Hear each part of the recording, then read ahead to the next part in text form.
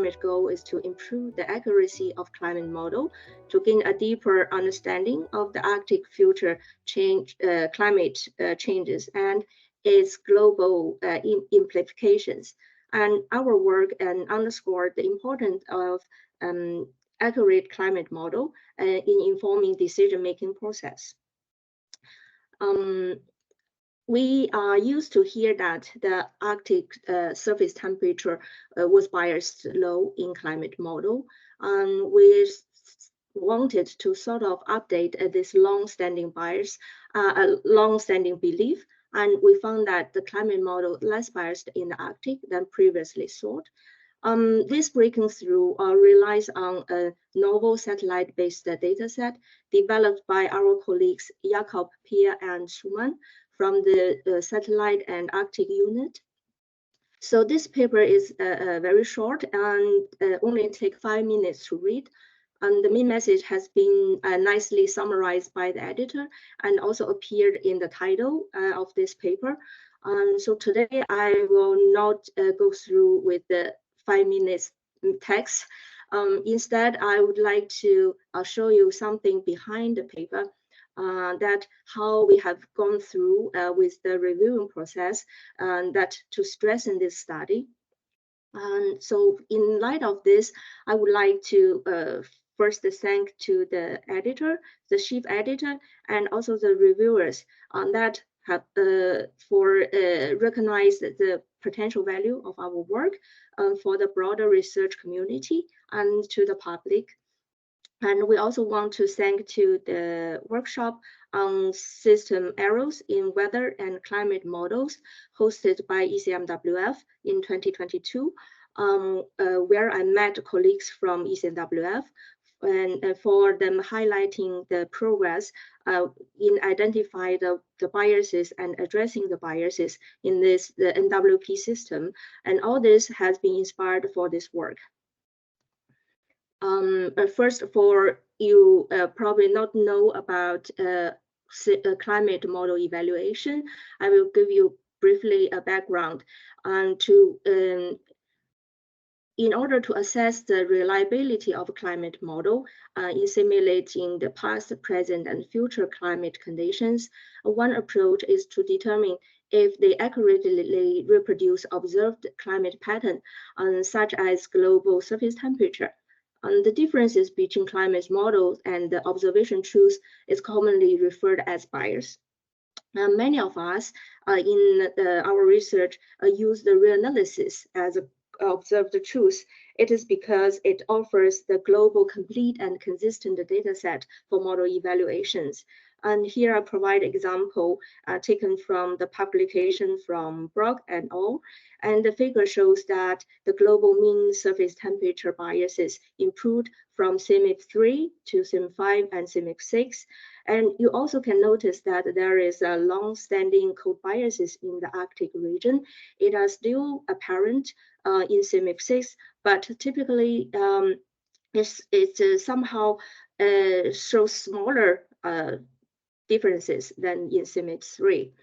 And the authors, David and Ortons, with focusing on the Arctic surface climate, they highlight more than 4-degree cold biases over the Arctic in wintertime in both CMIP 5 and CMIP 6. And they highlight that it's particularly pronounced in the region with overestimated sea ice cover and thick ice.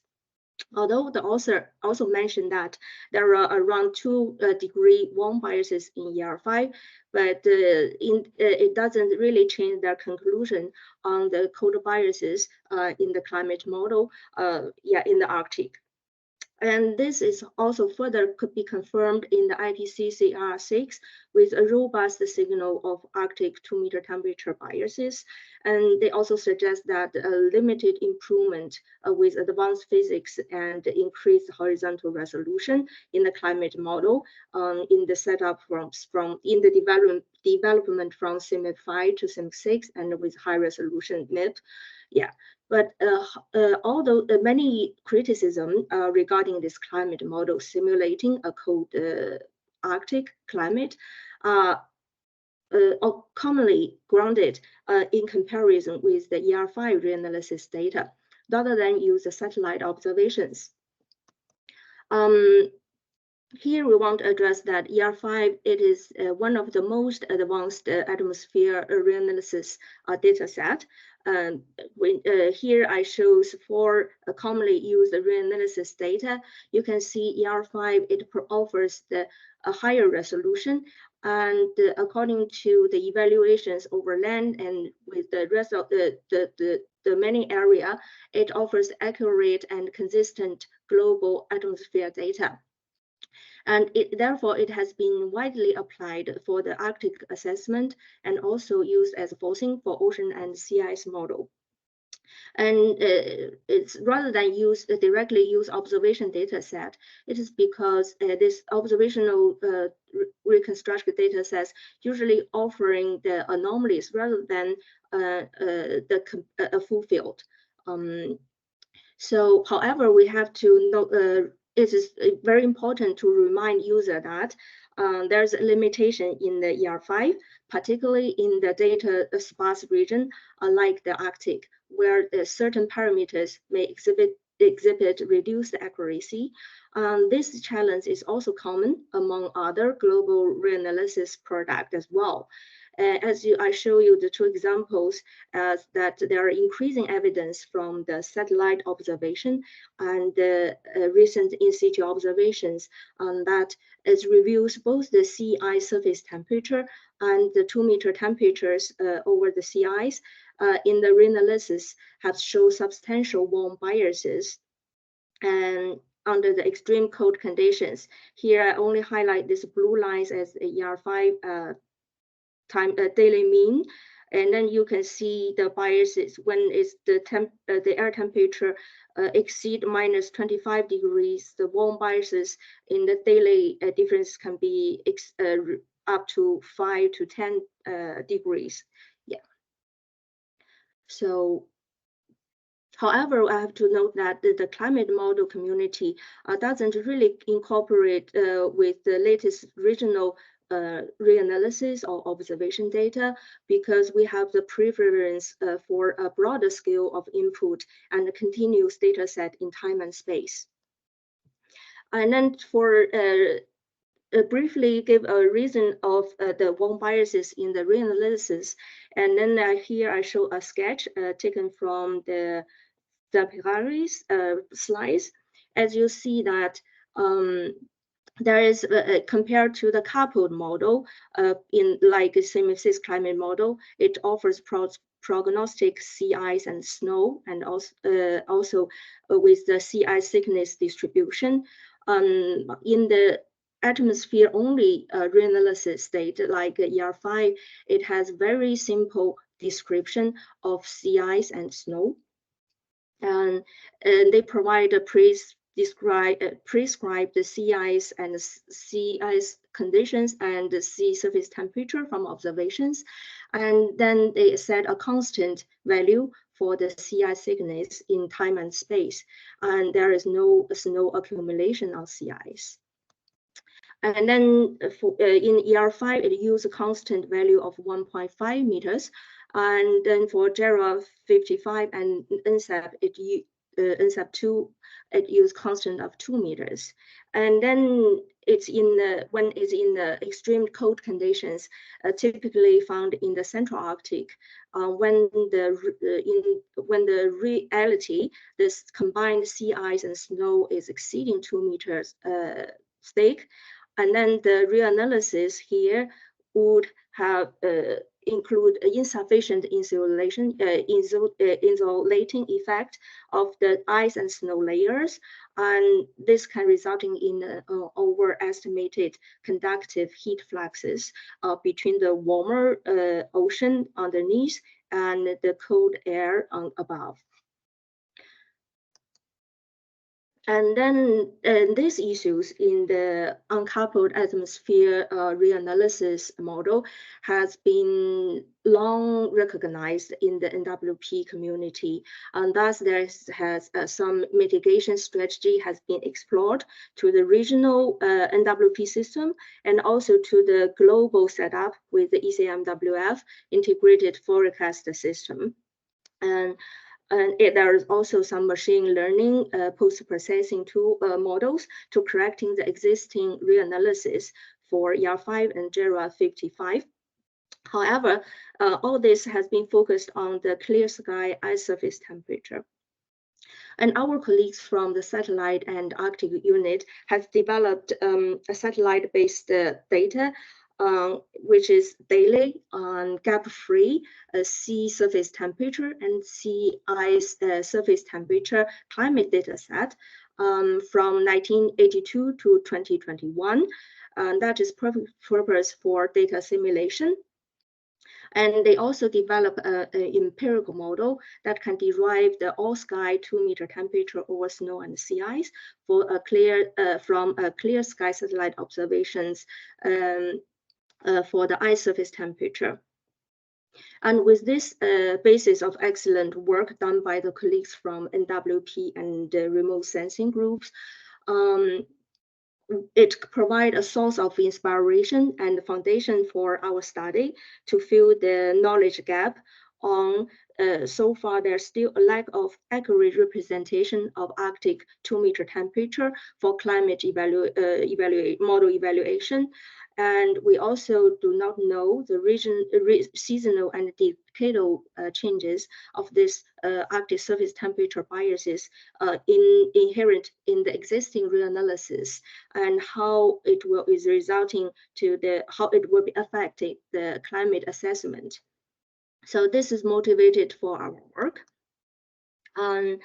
Before we do that, we first validate the 2-meter temperature data set on a daily basis from the satellite data and ER5 against various independent point-wise in situ measurement. And here the map shows the temporal and spatial coverage of daily data that used for this validation. And from the comparison, we find that the mean differences for the satellite-based data is significantly smaller than those for the ER5. And the validation also shows a long-term stability. So this proves that this data set is capable to be used for climate evaluation for the Arctic sea ice region. Then following the approach outlined in this IPCC AR6 for the climate model evaluation, we use a monthly mean 2-meter temperature data set for CMIP6 and ER5, and also for the satellite-derived data. So you see the left hand is the monthly mean data set, and our colleague has published this data for on the monthly basis, and that can be used for the climate model evaluations.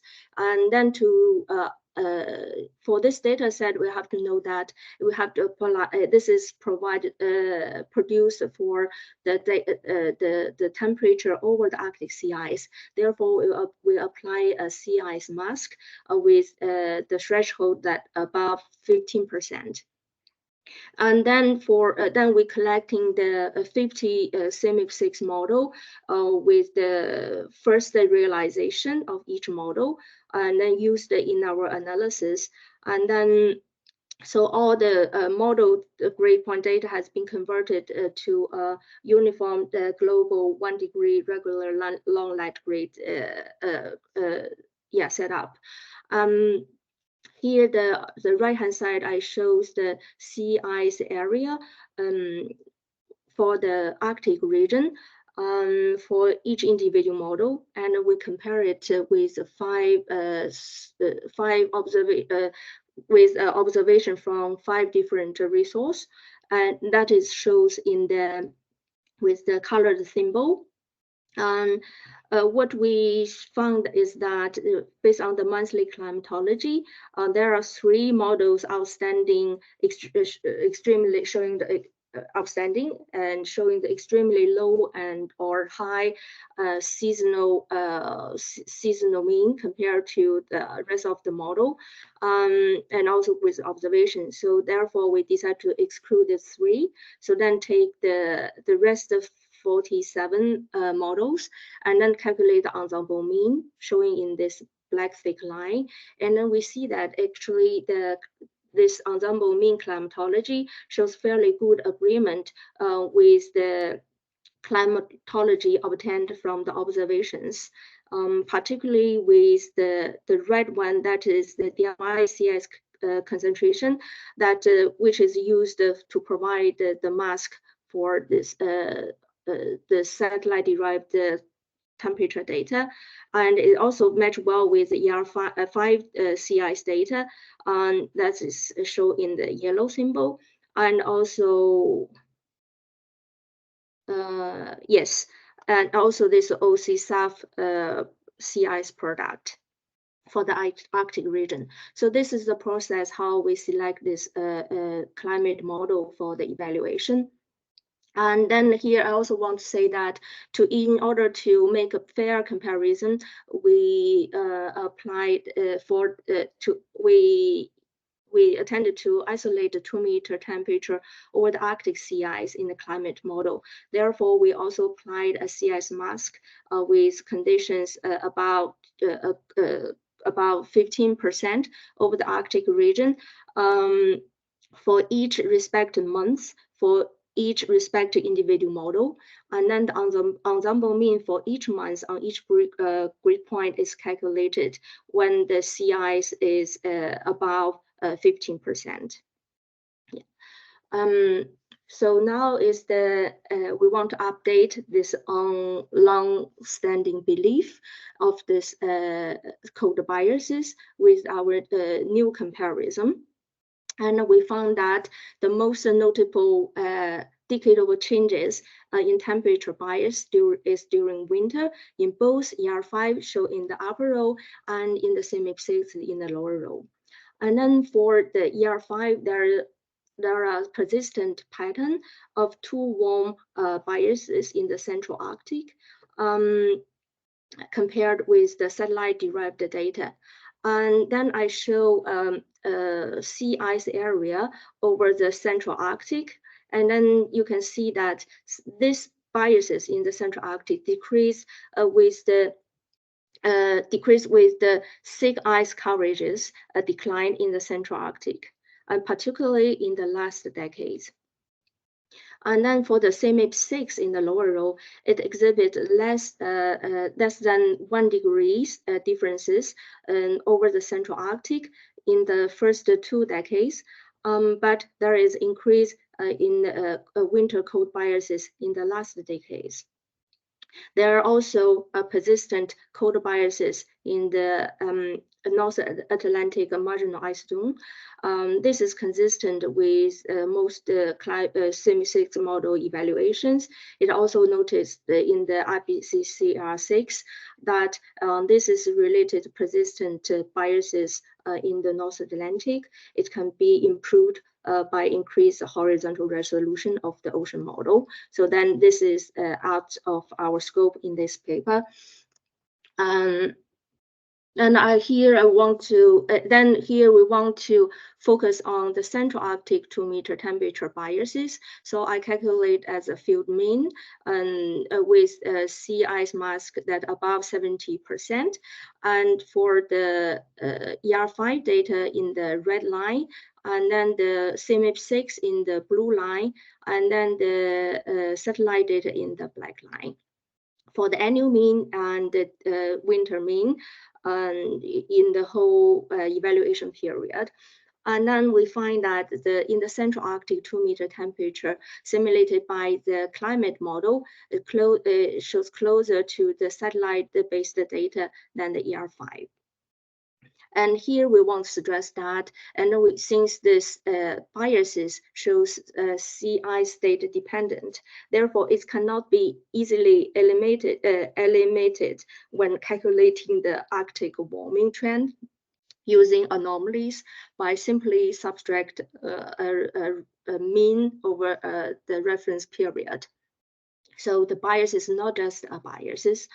And when we calculating the warming trend through the CIMIC 6 evaluation period from 1982 to 2014, and we find that CIMIC 6 simulate a warming trend that aligns slightly better with the satellite data than the ER5.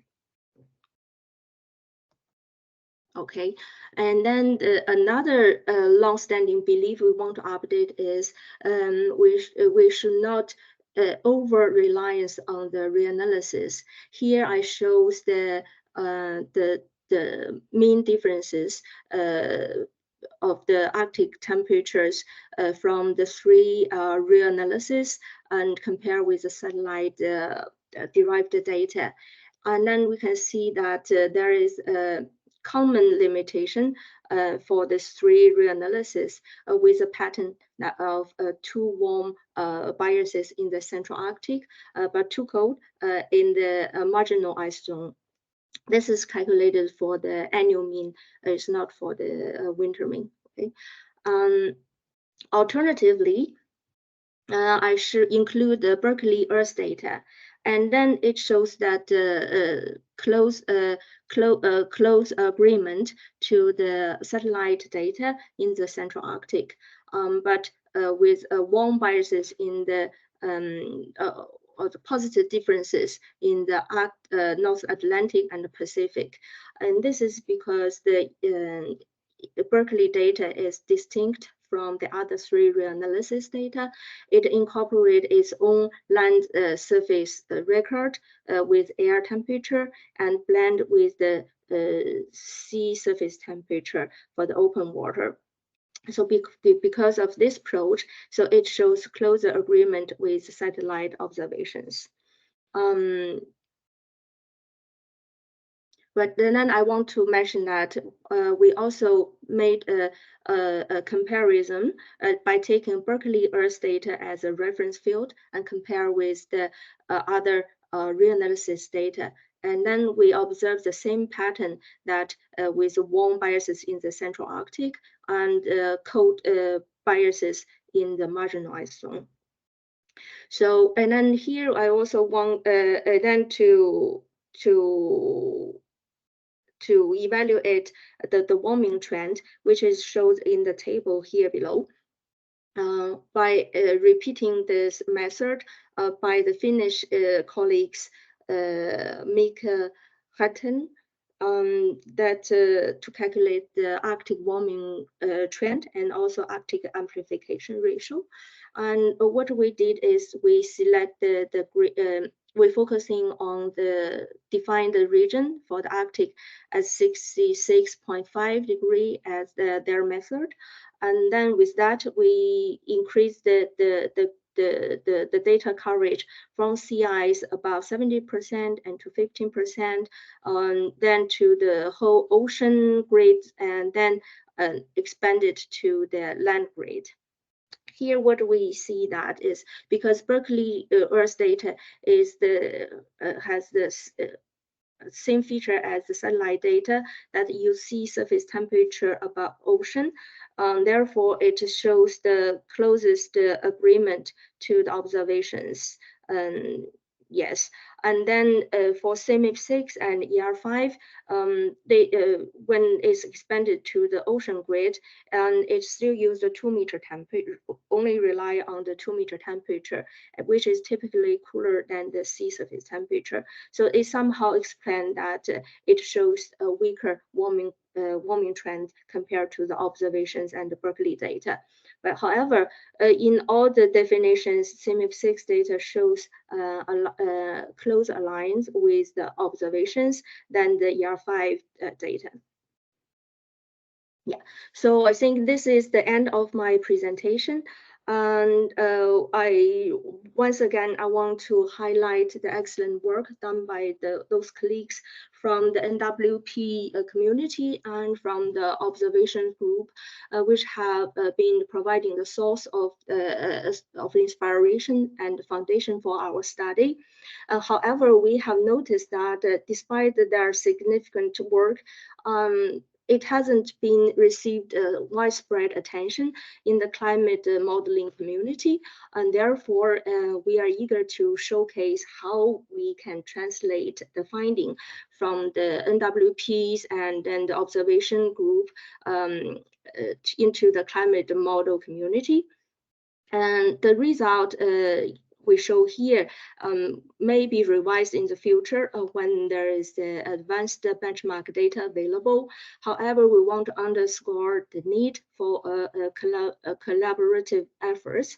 And we are lucky at DMI because we have a NWP group and the satellite observation group, so that through the good communication and the collaborations, and can make all this study available. So yes, and then thank you for watching. That's it.